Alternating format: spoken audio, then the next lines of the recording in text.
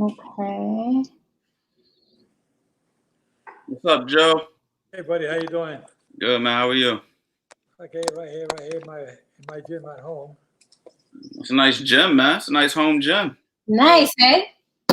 Okay, guys, so we are live. Welcome to On the Block with Jen. I am excited about this episode because we have boxing professionals on the panel today. And I know all you guys watching think you're boxing professionals and think you know the sport, but I had to have a show with some real boxing professionals, not just fans like me. I am a very big fan of boxing, but I don't know the technical behind the scenes things that go down. So I needed some professionals because I got tired of arguing with you guys, right? On my social media. So introducing Boxing Hall of Famer Joe Cortez, referee Joe Cortez, and also Coach Anthony, who is a boxing trainer who's been training people for 11 years. Gentlemen, thank you so much for being with me today. Starting with you, Joe, can you give us a little history on your background?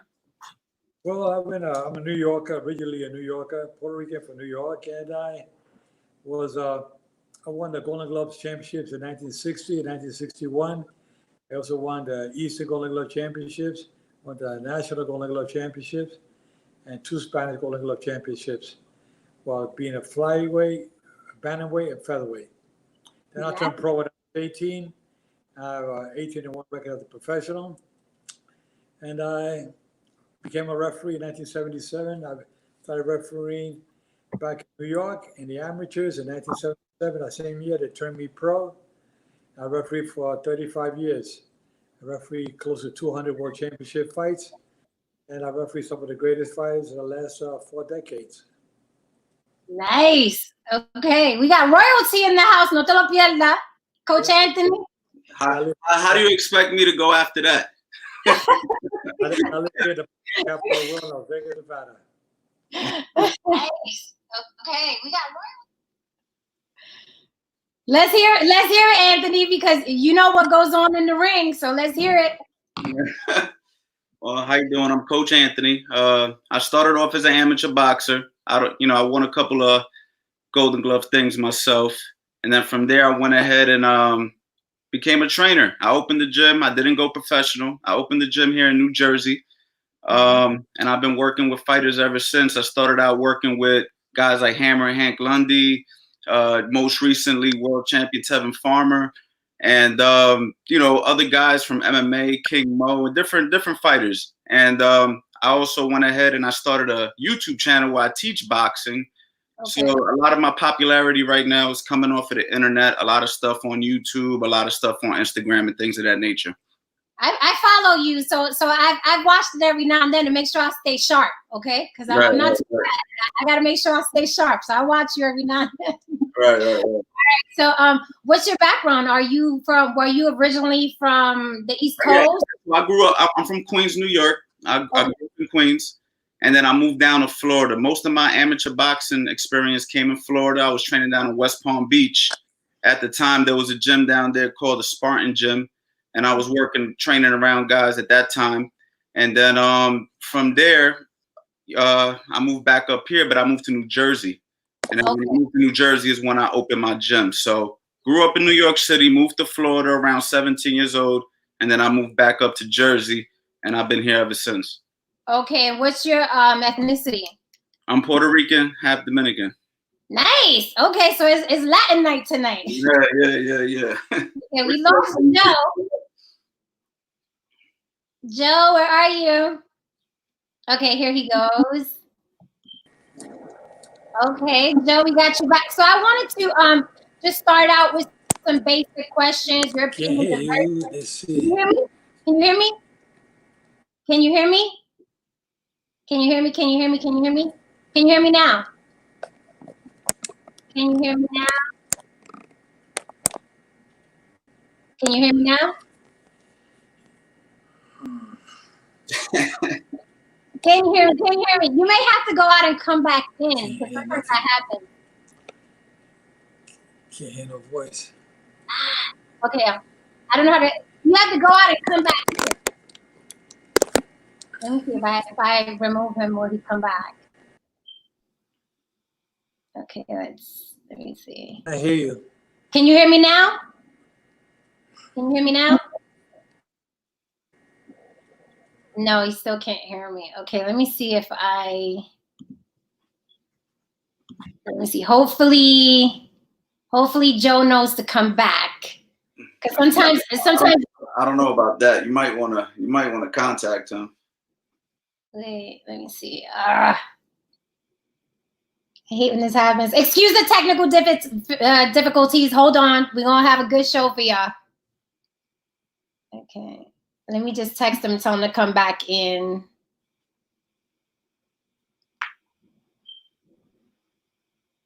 Okay. How's the weather out there in Jersey, Anthony? Today was nice. Where you at? Vegas. Oh, you in Vegas. I don't know why I thought you was in New York City. I was born and raised in New York. Oh, okay. In the Bronx. Oh, Joe, you back with us? Get you back. Yeah, of course. Now you can hear us? You good? Hey, everything good. I think I took a couple of punches to the head a few minutes ago. All right, good. So you back. All right, so let's continue. So basically, I wanted to start out with just basically, what do you both think of the state of boxing right now? Because some people have said that it's losing popularity to MMA. So what do you think about the state of boxing right now in general? Do you think we're losing boxing? I don't think we're losing boxing. I think boxing is coming back. I think it's getting all this social media, a lot of live streaming on the Zone, ESPN Plus, and you got all these fights on a regular basis. You go online, you see so many shows that are going on. I mean, there's a lot going on. We're not the fighters of the past, like back in the era when I was refereeing. You know, where we had Tommy Hearns, we had Roberto Duran, Sugar Leonard, Marvin Hagler, just to name a few, Mike Tyson, and all the heavyweights. We had all the great heavyweights out there. Today we're coming up. A lot of lighter fighters are more popular these days because we can't seem to develop heavyweights. All the heavyweights you see, they're all international, foreign fighters. A lot of foreign fighters are coming into boxing. You got Gennady Golovkin, you have Lomachenko, you had the Klitschko's, and you got now you got the Tyson Fury, you got the Anthony Joshua. You got a lot of foreign heavyweights that are, and it's not popular here in the States. So people feel like boxing is dying. The heavyweight division was the glamour division, and now it seems like it does not happen. So people say boxing is dying. It's not dying. There's more fights, but not the glamour division like the heavyweight that we used to have in the past. Okay. Coach Anthony, what do you think about when people say boxing is dying or like MMA is taking over? No, actually, I think boxing's on the rise right now. If you look, right now, actually, boxing's really hot. The heavyweight division is hot. The welterweight division is hot. Guys like Canelo are superstar, megastars. So, in my opinion, boxing is almost at not an all-time high, but it's going in that direction. And I think when MMA first came out, there was kind of like a little competitive edge where guys were comparing boxing to MMA. But personally, I think that's out the window at this point. I think everybody knows that they're two different sports. And I think that a lot of MMA people are actually starting to come back to boxing because boxing's a big part of MMA. So a lot of MMA fighters are coming to boxing gyms. I've trained a couple of pro MMA fighters that want to improve their boxing. So I think boxing and MMA can both live at the same time. And I think right now that's what's happening. Okay, guys, if you're just tuning in, this is my boxing episode. I'm talking to Boxing Hall of Famer referee Joe Cortez and also Coach Anthony, who's been training boxers for the past 11 years. If you have any questions, please put them in the comments and I'll read them off as I go. Gentlemen, next question. In the subject of MMA and boxing, Conor McGregor, as you know, went back to boxing. Do you think that's something we're going to see more of in the future where MMA fighters are going to get in the boxing ring? Well, let me tell you something. When Conor McGregor fought Floyd Mayweather, McGregor's team called me and asked me if I could work with them and help prepare him for that fight. Oh. So for 5 weeks, I was training him on the rules of boxing. In other words, I was in there training with him. Every time he was in the ring sparring, I was in the ring with him, making corrections. I was in there dressed up with my referee uniform, and we would spar 8, 10, 12 rounds sparring. I had him for 5 weeks. It was a great experience working with him because I had to kind of break him in to make sure he didn't kick during the fight. You'd use an elbow, stuff like that, during the fight when he fought with Mayweather. And it was an honor for me to work with him because I was not a fan of MMA. I am a little bit now after training McGregor. It was an honor to be with him. I got more attention as a referee than I did my whole career as a boxer. As a referee, but that's how I trained McGregor. You know, McGregor made a cool $100 million for that fight, and I was very happy with him, and I was very pleased with his performance. I don't think anybody could complain about the way he fought. When he fought, everybody first thought it was a joke. I was doing my segments on ESPN Deportes with Julio Cesar Chavez, and Chavez, come on, Joe, you got to be kidding. That McGregor not going to last around with Mayweather. I told Chavez, my colleague with ESPN, I said, Julio, it'll be a big surprise in boxing. This guy, I've been with him for 5 weeks. This guy can surprise the world. Let me tell you, he really impressed me and impressed the fans with his performance. He didn't have the stamina to last the 12 rounds. He went to 10 rounds, but Mayweather was waiting his game. He could figure out how to let the guy punch himself out. They're not going to go after him. And that's just what he did. But McGregor, sitting there with him, she gave a good performance. People pay $100 for pay-per-view, and I don't think one person complained about paying that pay-per-view. They got their money's worth in that fight. Right, I agree. Coach Anthony, what do you think about MMA and boxing mixing? And do you think more MMA fighters are going to get in the boxing ring? I love it. It brings entertainment to the sport, especially when you got these MMA fighters who are really popular, and then people start to compare the two. If they're willing to come over to the boxing ring and do it, I mean, a few boxers already went over to the UFC in the past. We didn't have as much success over there, but a few of our guys did well. But it's cool to see those guys come over to our side now, because you had guys go over there. Now you guys can come over here, and if everything makes sense, man, I think it brings a lot of attention to boxing, and that's what boxing needs. So I'm all for it. I want to say something. I think one of the reasons when the MMA guys saw the numbers that McGregor was getting paid for MMA, $100 million, and that's just a rough figure. Probably could have been more.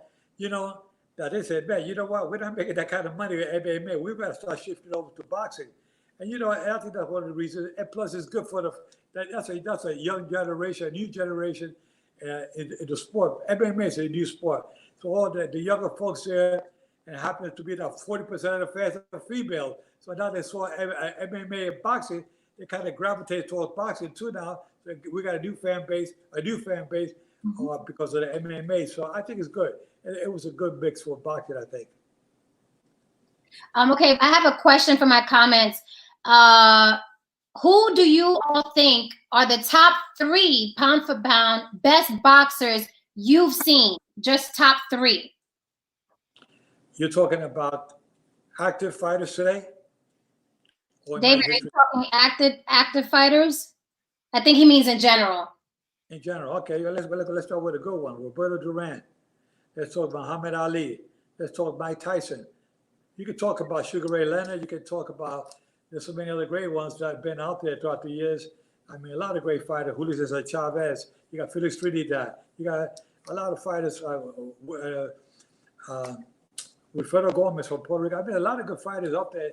I mean, there's more than, but you want to talk the top 3? I'll go with Sugar Ray Robinson. I go with Muhammad Ali. And let's throw in, I think Muhammad Ali, Sugar Ray Robinson, Muhammad Ali, and Roberto Duran. How about that? Okay, Duran was my mother's favorite of all time. She didn't want no problems with her Duran. Coach Anthony, who are your top 3 pound for pound best of all time? I'm gonna be honest. I haven't been around as long as Joe, but every once in a while I'll get a lot of these older fighters that I never heard of before, and these guys are really, really talented. So the list is so long, I don't know where to begin. But for my era, from what I've seen personally, I'm going to have to go with Floyd Mayweather as the best fighter that I personally seen fundamentally.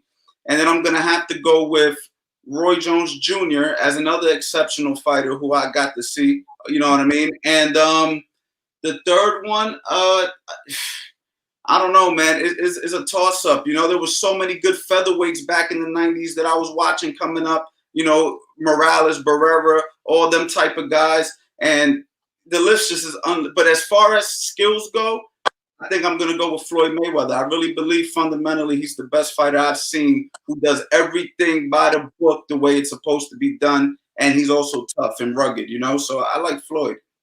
Oh, wow. I had the honor of Floyd on 4 occasions. I've been in the ring with him. Yeah, I know. He wanted to go without that, of course. Right. Okay. So someone asked a question I thought was interesting. I know, Coach Anthony, you had mentioned some boxers have gotten in the octagon with the MMA fighters, but he mentioned why didn't Floyd should have manned up and got into the octagon. I know, Joe, you said that McGregor didn't have the stamina for a 12-round fight. Do you think that Mayweather has what it takes to be in the octagon? No. Go ahead. I don't think it. Go ahead, Anthony.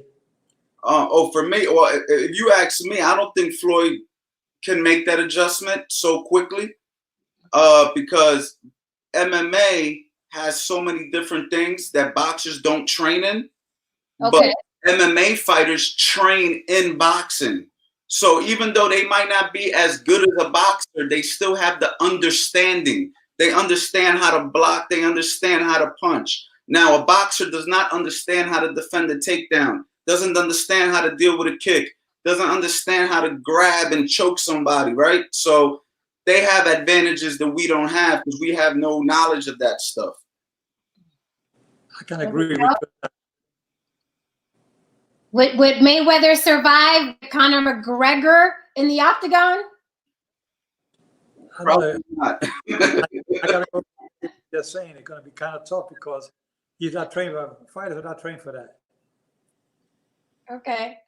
So who's it?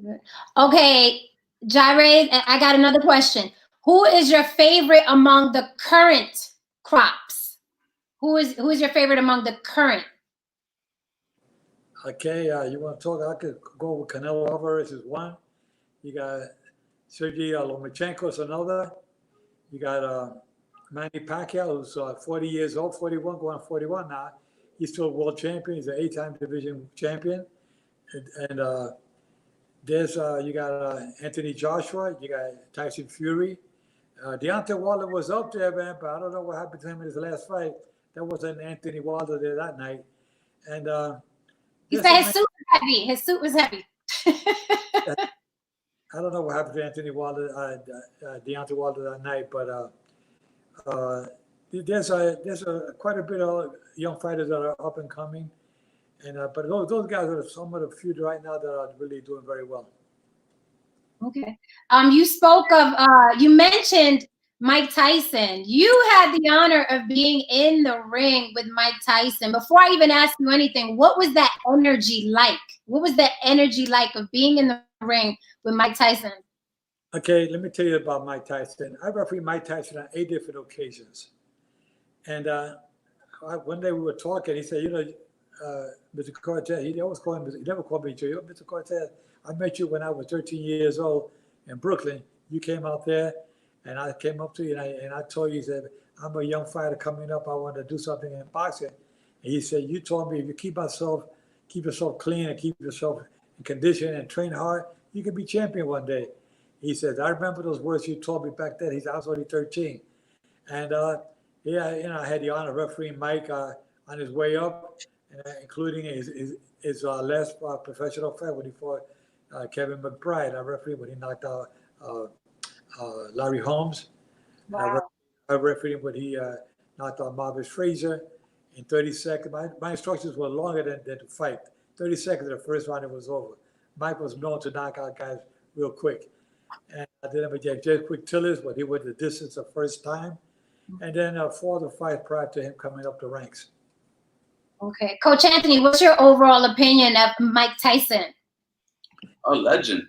Mike Tyson's a legend. I mean, most people around my age are still boxing fans because of Mike Tyson. You know what I mean? And the guy's a little bit older than me. I mean, they still compare Mike Tyson to the fighters of today. I mean, so you know, he's a legend of the sport. He, you know, I have nothing but positive things to say about Mike, man. So a lot of people are, you know, asking the big question, right? Mike Tyson announced a comeback, but as far as I know, he spoke of a comeback for exhibition fights. But the question has come up. People think that Mike Tyson could get back in the ring and do 12 rounds. What is your opinion of Mike Tyson coming back for 12 rounds? Okay, I can answer you that question. Mike Tyson hasn't fought in over 10 years. And his last fight that he had, which I refereed, Mike Tyson could barely make it to the 6th round when I had to stop the fight. Mike Tyson is in no condition to be fighting anybody, not even 1 round. Mike Tyson can go in there and do a sparring exhibition, a couple of rounds. Yeah, anybody can do it. He got guys older than him do an exhibition. But they're talking about Mike Tyson. He got an offer to fight some guy who plays rugby in Australia. They want to offer him $1 million to spar 4 rounds with him. You know what? I'll make a comeback at my age. for that kind of money, come on. Mike Tyson, you see it as you saw a little thing on a clip on YouTube of him throwing some punches. Yeah, first he has a white T-shirt on. You see him with a red T-shirt. That's the one. It took him a couple of takes just to do like a 10-second clip. I look good for 10 or 15 seconds, but put me there to do 1 round, 2 rounds, I'll finish. Mike Tyson will be fizzled out in 2 rounds if he was to compete in a real fight. At that age, they're taking a big risk. You know, he can put on the gloves and the headgear and go a couple of rounds. Chavez was doing it recently with Jorge Arce in Mexico. It was all exhibition. He was doing it because they want to make a little extra money, either for charity or whatever. Mike Tyson will do it for some money, you know. But Mike Tyson is doing okay, but I don't think he's ever going to compete. But you know what? If you want to get your name out there and be more popular, say, I'm making a comeback. You know, a lot of these guys say, I'm making a comeback. Sugar said he was making a comeback when he fought Hector Macho Camacho. He was retired 3.5 years. They called me the referee to fight in Atlantic City. And you know what? I had to stop the fight in 4 rounds. The first time that Sugar Leonard ever got stopped in his career against Camacho, who was not a heavy hitter. But they took Camacho. He got a cool $3 million. So he came back for that. Unfortunately, I had to stop the fight after he got dropped. Then he got up against the ropes, and he got taken some punishment. I jumped in and stopped it. I held him in my arms, but I was stopping it in my ear. He said, thanks, Joe. You know? My heart breaks to hear that because I saw that 1-minute clip on YouTube and I said Tyson could come back. But that's why I wanted you guys on. I wanted the professionals on because, like I said, I'm just a fan. Coach Anthony, what do you think? Anthony can tell you. Anthony's a trainer. You know, you always watch out for the safety of the fighters as a trainer. So you can tell them about Anthony, how you care about fighters. Right. So no 12 rounds for Mike. There's an old saying in boxing that the rest is the rust. You know what I mean? And he was rusty 10 years ago. So like Joe just said, for him to come back now, you know, against a real contender, in my opinion, now anything's possible, right? Anything's possible, right? But it's not likable. You know, it's not.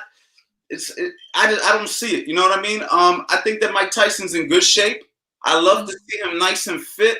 I like to see him with some energy. I like to see that he's in a positive state, but I don't want to see him in a professional boxing match against any real live contender. He can get himself hurt, and it's pointless. He's a legend. There's nothing to prove at this point. Exactly. Now, you know, I'll tell you something. There was a fight that I refereed with George Foreman at the age of 45, and he fought a young Michael Mora. And Foreman was taking a pounding for 9 rounds. And I was refereeing that fight. And I was saying to myself, man, George Foreman, I kept going into his corner, checking me in between rounds. Because I was taking into consideration, being that my job is first and foremost the safety of the fighter. I want to make sure that he wasn't taking too much of a beating. So I go in there and make sure in between rounds. He told me, I'm okay. He was responsible to be okay. I called the doctor several times just to check him out.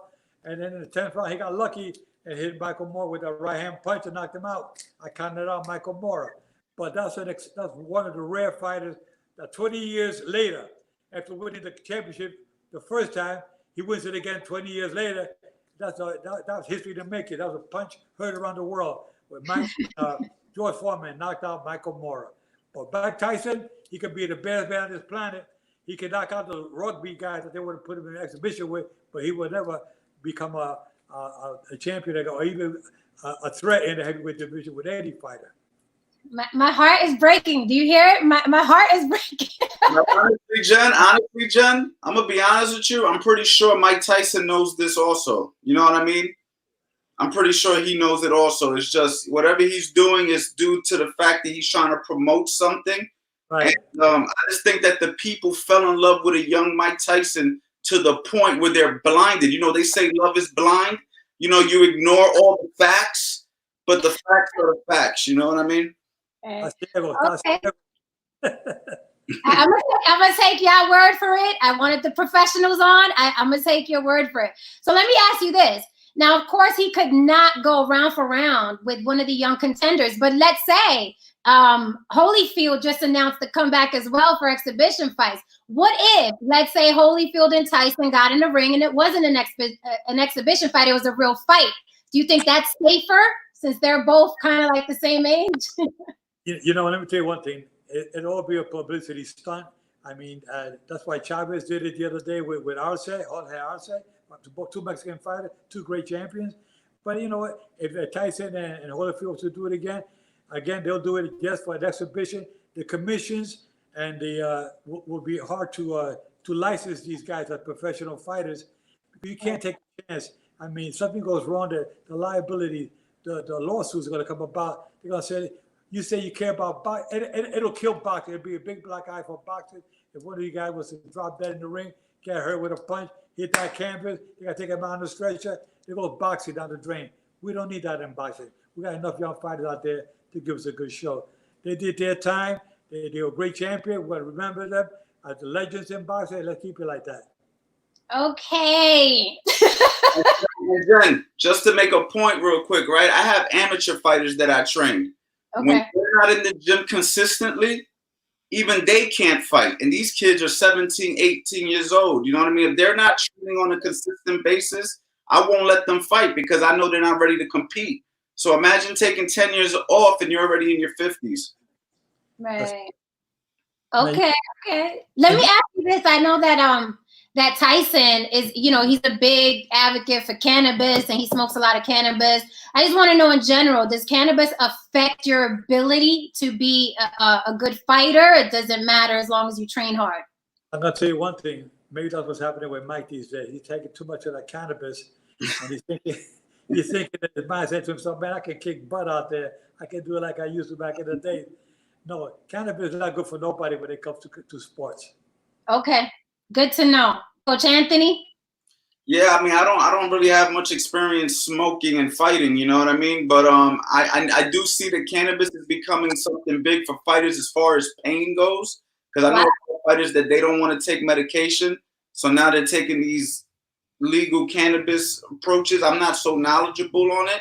I think it's more for pain. But again, I don't recommend a fighter, you know, doing any substances, not even alcohol. I would have them limit their alcohol intake because all that stuff catches up to you. Okay. Okay, we have a question in the comments. Who do you think has the better chance at victory, a boxer or a hard puncher? Look, you look at Floyd Mayweather, who's undefeated. I mean, he's the reason why he's there because he doesn't take that much punishment. The name of the game is hit, don't get hit. And those guys will last longer. They can talk clearly when they want to retire from boxing. They're not walking on their heels. You got a fighter taking all this punishment. They last a couple of, they lost 20, 30 fights. They're finished. And they look at Terry Norris, and you look at so many other young fighters out there. He said, but they took all this punishment. Look at them today. That's why Mayweather, people don't like his style because he's not an exciting fighter. They say he's boring. He's not a slugger. People like to see a slugfest. When you get fighters that knock each other down, they get all caught up, they get all busted up. People love to see that. But people don't realize the results afterwards. And also as referees, we got to watch out for the safety of the fighter. And you, Coach Anthony, you're the same way. You don't want to see your fighter take a punishment. You teach them good defense. And sometimes I say you got to train the trainers. Some of these fighters, they go in there with trainers that don't know how to teach them defense. And that's why you want to learn. That's why you like Floyd Mayweather. You must be a good, hell of a trainer, because if you like Floyd Mayweather, that means you love his style. That's probably the way you train your fighter. Hit and don't get hit. Am I right, Anthony? Absolutely, absolutely. But I will say this. Terry Norris was the better boxer against Julian Jackson, and I actually posted it on my page. I said you were refereeing that fight. Right. And Terry Norris is out boxing him, and he got caught with that bomb. So the puncher always has a chance, but I'm definitely more sided toward the boxer. I'm more for the longevity, and I love the science of the sport. So for me, it's about, you know, the sweet science and just focusing on one punch. What happens when you bump into a guy who could take your punch? Now the game changes. You know what I mean? It happened to Mike Tyson, who was the best man on the planet until he fought this kid from Georgia. It was in Japan when he got knocked out by Buster Douglas. I mean, you know, Buster Douglas was not the puncher that Tyson was, but he knocked out Tyson, you see?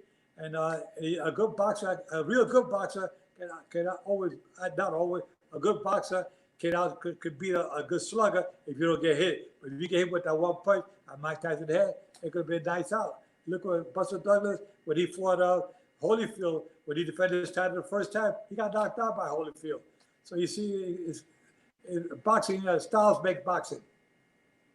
Speaking of, I'm glad we're talking about hard punchers, because I wanted to bring up Deontay Wilder, who has a fight style that's very, very much criticized, because they said he's just, you know, throwing punches with his eyes closed and hoping he hits something.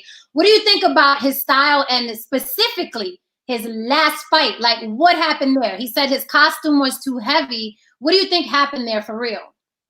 You asking Anthony or you asking me? Joe, you can start. Okay, let me tell you, Deontay Wilder, his last name goes with his style. He's a wild fighter, throws wild punches. And you know what, Anthony, you got a good boxer in front of you. What happens to the punches? Those wild punches. He's telegraphing those punches. He can see Tyson Fury saw the punches coming. He said, you know, I can outbox this guy. That's just what he had.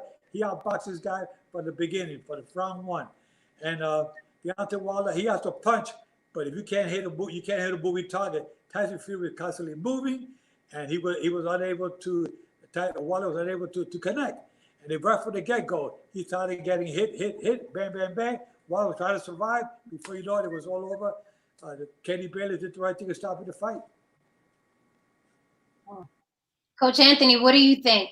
I mean, I saw the same thing. And honestly, to be honest with you, Tyson Fury was the better boxer going into that fight, hands down. To me, Tyson Fury is probably the best skilled heavyweight in the division.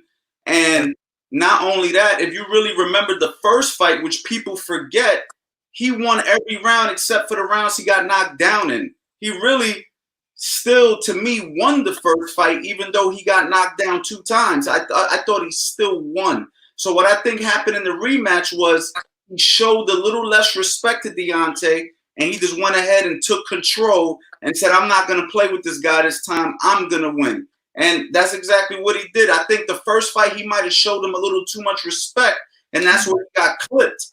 But in this fight, he didn't give him that opportunity, and he dominated. Exactly. There was Jack Reese, who was the referee in that fight in L.A. And Jack Reese, when I interviewed Jack Reese the next day on radio for a show that I was doing with him, and I said, Jack, when he went down in that 12th round, he went down, and it looked like he was out. Any referee at the planet would have just saw the way he hit. And he says, no, he said, I had a gut feeling. He said, I started counting over him. When I started counting over, when I said 5, he kind of like woke up and got up and finished the round strong, and he ended up getting a draw. But yeah, a lot of fans thought that he won the fight, Tyson Fury, and you're right. He came back with a lot more confidence on the rematch. And I think Deontay Wilder felt like, yeah, this guy's got something. And this guy really came prepared. He was hungry to get the heavyweight title, and now he's king of the hill, the Gypsy King. Guys, if you're just joining us, this is my boxing episode. I'm talking to Boxing Hall of Famer Joe Cortez, who's also a referee who's been in the ring with Mike Tyson. Also, Coach Anthony, who's been training boxers for 11 years now. So welcome, welcome, welcome. Guys, speaking of Wilder, what do you think about when he said after the fight, you know, his costume just took his legs from him early on, and that's what the problem was. The costume was way too heavy. It had batteries in it. It weighed about 45 pounds, and that would slow anybody down. What do you think? The costume was heavy. What do you think? Anthony, I'll let you go on that one. Okay. I mean, look, man, costume or not, I see the same outcome. Maybe it did play somewhat of an effect somewhere, but it not enough of an effect to say that's the reason you lost the fight. I mean, he was just really just, listen, this goes back to what Joe was talking about earlier with the boxer and the puncher. Deontay Wilder built up a false sense of security over the years because he was knocking guys out so fast. But when he couldn't knock out the opponent, you saw what happened. And that's the problem with a big puncher. A big puncher doesn't know what to do once he can't land the big punch. And that's why it's so important to develop your skills, develop your defense. Had he had a plan B or a plan C, he might have done better in the fight, but he only had one plan, and that was to land a big punch, and he couldn't do it. And we saw it in his face. We saw it in his face. I'll give you an example. Prince Nasir Ahmed was a featherweight for Great Britain who came out. He was beating everybody, knocking out everybody. He came out here to Vegas. I refereed him about 4 times, but when he came out to Vegas, he fought Marc Antonio Barrera. Marc Antonio Barrera took Prince Nasir Ahmed to school that night. Took him to school, and Prince Nasir Ahmed was never the same after that. I mean, it goes to show that you can knock out all these palookas out there until you really fight. He retired. I think he retired after that fight. He retired after that. But you know what? When you lose your confidence, you lose everything. It looked like they drained him out when he could get. I mean, Barrera took him to school. It was such a one-sided fight. I was saying to myself, I couldn't believe that he tried to pull all that cocky stuff that he was pulling all his career until he met the real deal. And that was nice. Good night, sweet prince. Guys, for anybody watching, if you have any questions, please drop them in the comments. I got professionals on today, okay? Not just Facebook commentary that you guys argue about all the time. Okay, guys, why haven't we seen, which is something I want to see really badly, why do you think we haven't seen Joshua versus Wilder yet? What is the holdup? What's going on? Okay, people who's asking that question, got to remember, Wilder got knocked out in the last fight. Okay. Wilder. They're talking about Joshua and Tyson Fury now. That's the fight they're talking about. Lately, the last couple of days, that's what they're talking about. Eddie Hearns trying to put that fight together. I think Deontay Wilder got $3 million, $8 million sign money to step aside, and for for Tyson Fury to fight Anthony Joshua. That's the next fight that they're working on right now. Ooh, Anthony? Yeah, I mean those are just the facts right there. I mean, you know, I think Anthony Joshua and Wilder were gonna fight, but I think now that Wilder lost, he kind of messed that up a little bit. So now he's probably gonna have to wait till the outcome of this Tyson Fury Anthony Joshua situation. I have a question. Coach Anthony, how do you feel about Wilder fired one of his coaches because he stopped the fight? I don't think that was right. I think that the stoppage was good. I think that his coach had his best intentions. His coach had him for most of his, if not all of his professional career. And I think if a fighter can't accept the coach doing his job, then he just wants a bunch of yes men around him. And that's never going to take a fighter to a next level. So you have to be willing to take the good with the bad in this game. And I think that too many times the trainer gets blamed when the fighter doesn't perform. You know, there's times when the trainer doesn't do his job and he should be fired, but there's other times where the fighter also has the responsibility to do his job. And I thought in that situation, Deontay Wilder's trainer did the right thing. Mark Breland, I think he did a fantastic job. I agree with that. Mark Breland was a former Olympic champion and former WBA welterweight champion. He was an excellent trainer. He's been with Wilder from the beginning of his career. And Mark Breland was in the best interest of the fighter. And that's what I like to see. I respect trainers more when they know when to stop the fight, knowing the fight could take but so much. So I think Mark Brilliant did an excellent job in stopping the fight. But he did rehire him, right? Well, I guess when he came to his senses, he realized, and probably all the criticisms he got, they said, come on, don't be blaming Mark Brilliant. He's a good man. So he probably said, I had to blame somebody, so let me blame my trainer. Look at all kinds of excuses. But he got his head together after he got after the buzz that he was in for a while, after getting knocked out, he realized he did the wrong thing. So I'm glad that he got it back. We have a question. What belt do they consider the true HWC belt? HWC, I never heard about it. Does that mean heavyweight champion, Mark? He says, what do they consider the true heavyweight champion belt? I don't know. If you guys don't know, then I don't know. There's no true heavyweight championship belt. They call it. They got 4 sanctioning bodies. You got the World Boxing Council, you got the World Boxing Association, you got the International Boxing Federation, and the World Boxing Association organization. So you got 4 of the major sanctioning bodies. Then you got the IBO, the WBU. They got so many all these alphabet groups out there that people are talking about. That sometimes you don't even know who really is the real champion. One time they already had, one sanctioning body. There was only one champion out there. Now you got so many champions that some of the commissions, some of the promoters don't even know who's the champion of the world right now. There could be maybe 4 or 5 different champions right now. Who's the real one? I don't know. Stand up, the real champion.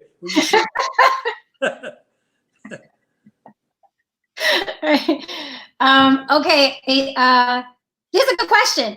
Is it too late for Wilder to develop better boxing skills at this age, so he won't be relying on one punch?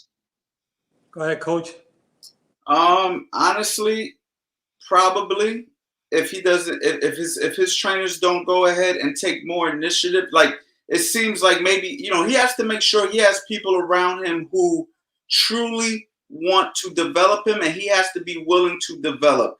If everybody's just there for a big payday, including the trainers, then chances are the same things are going to continue because they don't want to get fired, so they're not going to say anything wrong. And then the fighter has big ego, so he doesn't want to be corrected. That's a mix for destruction. But if he's willing to learn, I've seen fighters later in their career develop, but it's an anomaly. It doesn't happen very often.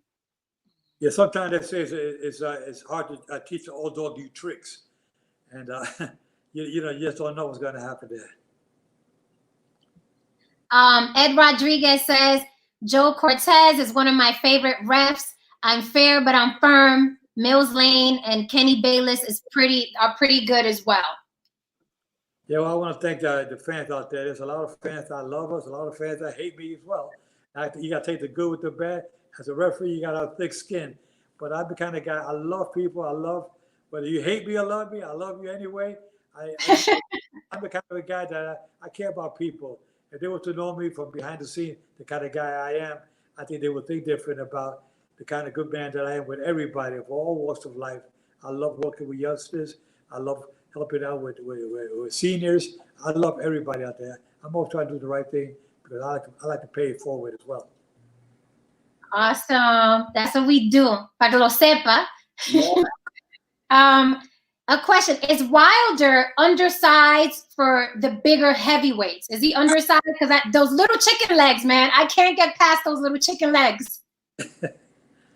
I can tell you one thing that this fighter is that he's a big guy. He's pretty tall. He got what he has. He got to learn how to use the boxing skills. I mean, the legs don't mean nothing. I mean, it's good. You have heavy legs, but that doesn't mean nothing. He's not got all of his opponents, with the exception of Wilder and of Tyson Fury. Wilder is, forget about the skinny legs. He's a big heavyweight. He's not I see the small heavyweight, but back in the early days when you had Floyd Patterson, who was a 190-pounder, and you got the guys back in those days, Rocky Marciano guys, they were like less than 200 pounds. Muhammad Ali was 215. I mean, Wilder comes in at 225, 230. These guys are pretty big, And I think that the size of Wilder, he's a pretty good size for a heavyweight. What do you think, Coach Anthony? He's definitely a good size for a heavyweight. One fighter that was one of my best friends that I trained for a few fights is Fast Eddie Chambers, and he's 6'1". You know what I mean? So right. and he also weighed 205 pounds to 210 for most of his fights. So I think Deontay Wilder being 6'7", that's the neutralizer, and the fact that he has that big right hand, that's the neutralizer. I think that the Tyson Fury is just he's a monster, and it's gonna be hard for anybody to beat such a big guy who's that skilled. It's just a hard, difficult fight for anybody. You know, I want to tell you one thing about Tyson Fury. You know, he's an inspiration to a lot of folks out there because Tyson Fury got to be as heavy as 400 pounds. He was a drug addict. He was an alcoholic, suffered from depression, and was suicidal. And the man hit rock bottom. You can't go no lower than that. The guy hit rock bottom. There's only one way from there. That was up. And look where he's at right now as the undisputed heavyweight champion of the world, with the exception of the belt that Anthony Joshua holds. Ed Rodriguez wants to know, Joe Cortez, do you train people to become boxing refs? Yes, I do. I work a lot with Kenny Bayless. I work a lot with Russell Morrow, with Benji Esteves, Tony Weeks. So many referees around the world that I've been training. I give seminars around the world. They call me in and say, Joe, can you go train fighters in Japan, in Mexico, in Panama? I go different places and give seminars. And I want to start a school with the Fair Firm Boxing Academy where I can start training officials, not only referees, but I would also like to train judges, because I was a judge myself when I was refereeing. My first 10 years as a referee, the 35 years that I refereed, my first 10 years was a referee and judge at the same time. They only had two judges, and the referee was the third judge. So I did multitask, refereeing and scoring. But yes, I like to have a school, the Fair Firm Boxing Academy. Keep your eyes and ears open for that. That'll be coming in the very near future. I'm working on that right now. Okay, because he asked, how could he contact you? Go to Joe Cortez at joecortez.com. Send me an email, and you'll be reading at it. You'll see it also on the Fair Firm show. You'll see about website, fairfirm.com. You'll see what I'll be doing on it. So it'll be posted by my team and my executive assistant, Delit, who is always stay on top of what I'm doing with my business, with my promotions, and anything we do in the community. Joe, I might be hitting you up, man. I want to be a rep. Yeah, there's a lot of people call me up saying, Joe, I want to be a rep. And I think we're going to have an audience for that because I want to do stuff online. Plus, I want to do a school where I have a seminar. I have a convention here once a year in Las Vegas, the boxing capital of the world. I have seminars here in Vegas. But having that convention here once a year and give a certification course to prepare to work for the amateur ranks up to the professional ranks. And that's what I intend to do in the very near future. I don't want to let that opportunity pass me up. There's too many people asking me about becoming a referee, so I got to come step up to the plate and do what I can do best. That's nice. Well, I'm in Vegas, and I'll come to the seminar. I don't want to referee, but I'll come anyway. I'll come out anyway just to support because I'm in Vegas. You can help promoters and do your stuff online. That'd be great to do a live streaming for the convention, of course. Absolutely. I'm there. I am there. David Dillon said, Coach Anthony, your thoughts about having sex before the big fight. Is it a myth or is it for real? There's been a lot of debate about that. There's actually been some research that say that it's overrated, that they debunk it. But for me, I want my fighter to have every edge he can have. So I would recommend to not have sex before a fight, whether it's a placebo effect, whether it makes you a little bit more, a little more meaner because you're not getting the things that you want. When you deprive a dog from food, what happens to the dog? The dog becomes violent. So when you deprive a human being from food, water, sex, now you got yourself a very violent person, and some kind of controlled violence is what you want in your fighter. You want him to be violent but controlled. And I think that no sex should be the approach, because you're getting ready for a prize fight. You want to leave no stone unturned, so you want to avoid any of those kind of things, in my personal opinion. Yeah, Cortez, what do you think? There was a myth about you have sex, your legs are shot, you're weak, you go in there, you don't have, and it could be a mental thing, but like Anthony says, the best thing is to keep the fighter, send them up to the mountains, keep them away from the family, and make sure that they got the windows locked so they don't sneak out of their rooms at nighttime when they're supposed to be out there training. Some of these guys don't have the discipline. You got discipline to maintain yourself in good physical condition and keep yourself, like Anthony says, focused, and that makes you mean, makes you mad. Say, man, I can't do what I want to do because of you. Man, I'm gonna kick your butt so bad, like it makes you meaner. I think you're right, Anthony. Right.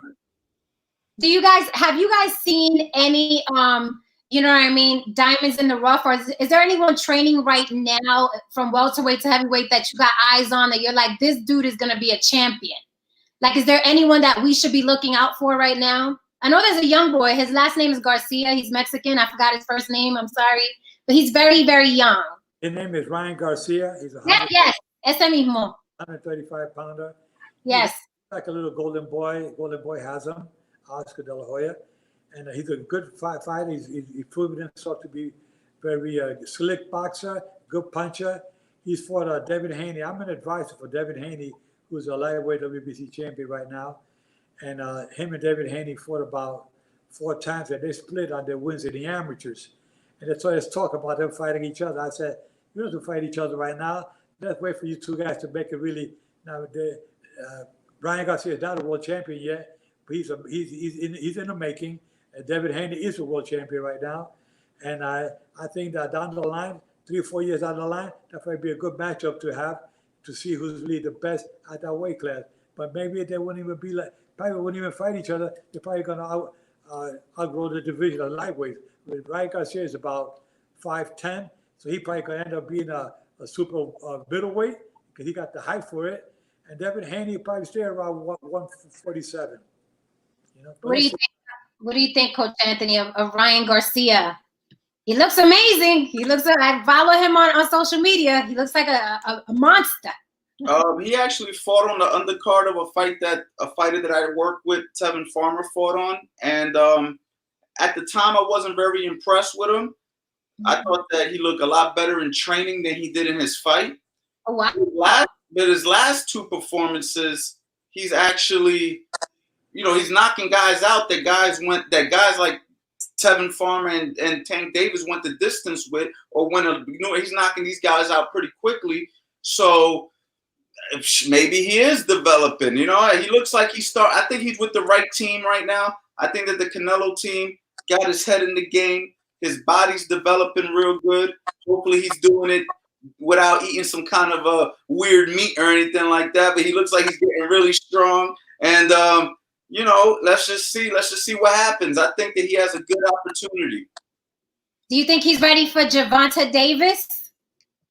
Yeah, why not? But like Joe Cortez says, let these guys develop, let their marketing value go up. I think they're all, anybody could win at any given day in that division. I think all those guys are a toss-up right now. Okay. I just think that why should these guys have to cash out without making the money that they deserve? So let them build their careers up and build up their popularity up just a little bit more.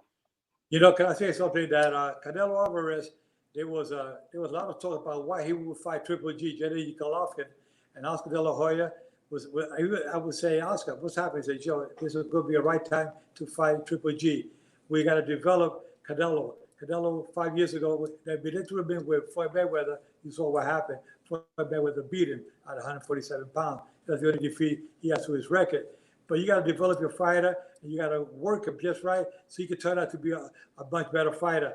Had they thrown in Canelo earlier with Mayweather, he probably would have really taken a real bad beating, and then he probably would never been the same. So that's what they do with Ryan Garcia. They want to develop him slowly till he gets mature enough to say, okay, now we can throw him in with the big boys. Now he can defend himself a lot better.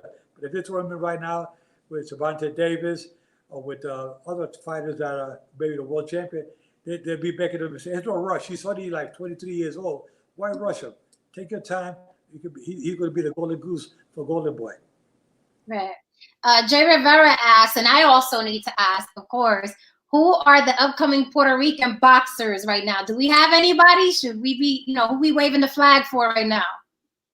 Anthony, I'll let you say that, Anthony. You got bored with the fighters. I'm gonna be honest, man. I haven't been following all the up and coming Puerto Rican fighters right now, so I'm not really sure. Honestly, I don't want to sit here and say a name just to say it. You know what I mean? Okay. Joe, have you seen anyone? No, I haven't lately, but I understand that there's a couple of young fighters coming up in Puerto Rico. They're still not at the level. I mean, they're getting up there, but remember we had Felix Verdejo, who was promising a lightweight, and they thought he would be a world champion. Now Felix Trinidad, and he fizzled out, after he got into that motorcycle accident that he was involved with. And but I don't think there's been anybody lately in the last couple of years. So I think they're grooming a bunch of young Puerto Rican fighters. But Puerto Rico always comes up with a bunch of good fighters out of nowhere. Just like Mexico, a lot of these Latin American countries, they develop young talent. Jaime Munguia, who was nobody out of Tijuana, he ended up knocking out Saddam Ali in Madison Square Garden. They would want to put him up against Triple G here in Vegas 2 years ago. And Bob Bennett, the executive director, said, "No, I can't put Jaime Munguia in with Triple G. He has no record. He's nobody." And so by him turning that fight down, he went up to New York and fought Saddam Ali and knocked out Saddam Ali and became a champion of the world. So, there's right timing, and you got to move your fighter around. But right now, Puerto Rico is still developing some young talent. They'll get some in the very near future. Okay. Going back to Wilder real quick, something I was curious about. Do you think that, in him making, because I think he looked very, very demoralized, after that fight. He looked kind of shocked, he didn't know what he was walking into in a way. And afterwards, we didn't hear from him in a long, long time. Do you think, what would it take for him to make his comeback, so to speak? Who would he go up against, you think? Being that Joshua is no longer an option, who would Wilder fight now?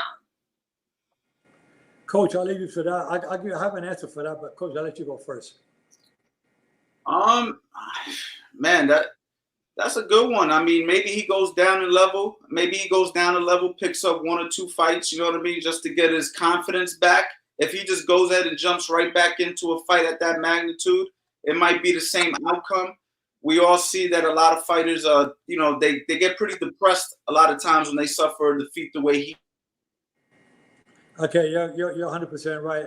I believe the same thing. A fighter gets knocked out like that, and he got to rebuild his confidence back. So it takes him a little while. Some fighters never come back the same. There was fighters that got knocked out and come back again and became great champion. Roberto Duran, he got knocked out by Tommy Hearns. Then I refereed him against Iran to Blade Barkley, and he beat Barkley for the middleweight championship. So some fighters do come back, but you need a couple of tune-up fights. You got to tune up 2 or 3 fights with lower B-class fighters and get your confidence level back.